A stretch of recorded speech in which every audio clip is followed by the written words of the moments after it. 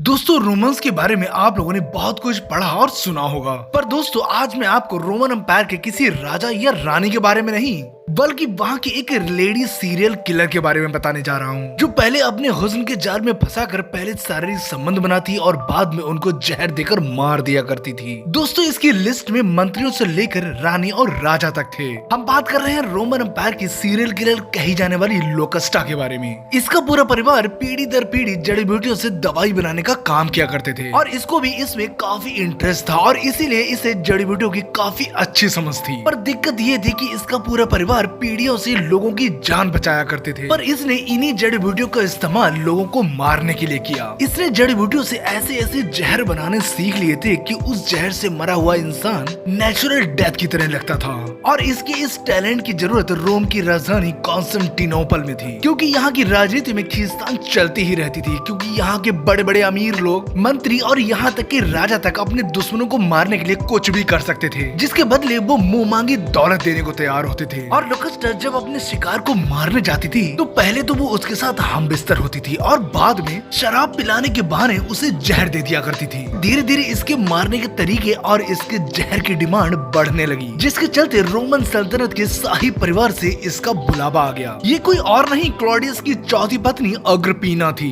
ये अपने पति क्लॉडियस को मारकर अपने बेटे नीरो को राजा बनाना चाहती थी। दोस्तों आपकी जानकारी के लिए बता दूं, ये वही अग्रिप्पिना है जिसका अपने ही बेटे नीरो के साथ नाजायज संबंध थे। अग्रिप्पिना ने लोकस्टा को मशरूम में जहर मिलाने को कहा, क्योंकि क्लॉडियस को मशरूम बहुत पसंद थे। लोकस्टा ने पहले क्लॉडियस के साथ शारीरिक संबंध बनाए और बाद में मशरूम खिलाकर मार दिया, जिसके बाद नीरो को राजा बनाया गया और जिसके लोकस्टा के साथ काफी अच्छे शारीरिक संबंध थे। अब नीरो अपने किसी भी विरोधी को मारता तो वो लोकस्टा का ही इस्तेमाल करता था और लोकस्टा के राजा के साथ सीधे संबंध होने की वजह से कोई कुछ भी नहीं कर पाता था। पर दोस्तों समय हमेशा एक सा नहीं रहता और कुछ ही सालों के बाद नीरो के खिलाफ विद्रोह होना शुरू हो गए। सैनिक उसे मारने को घूम रहे थे, तभी नीरो ने लोकस्टा से जहर की शीशी लेकर खुद जहर पी लिया। नीरो के मरने के बाद सत्ता में आए लोगों ने लोकस्टा को पकड़ने का आदेश दिया। पकड़ने के बाद हजारों लोगों को मारने के जुर्म में उसे घोड़े के साथ शारीरिक संबंध बनाने की सजा दी गई, क्योंकि उस समय मुजरिमों को जानवरों के आगे डाल दिया जाता था। इसको लोगों के सामने एक घोड़े के साथ करवाया गया और घोड़े से तब तक पिलवाया गया जब तक उसकी मौत नहीं हो गई। दोस्तों इसको इतनी दर्दनाक और शर्मनाक सजा मिली जो शायद ही इतिहास में किसी और को मिली हो। वैसे दोस्तों आपका इसके बारे में क्या कहना है, कमेंट करके जरूर बताएं। और अगर आपको ये वीडियो अच्छा लगा हो तो प्लीज सब्सक्राइब करें, क्योंकि हम ऐसा ही रियल और इंटरेस्टिंग वीडियो लाते रहते हैं।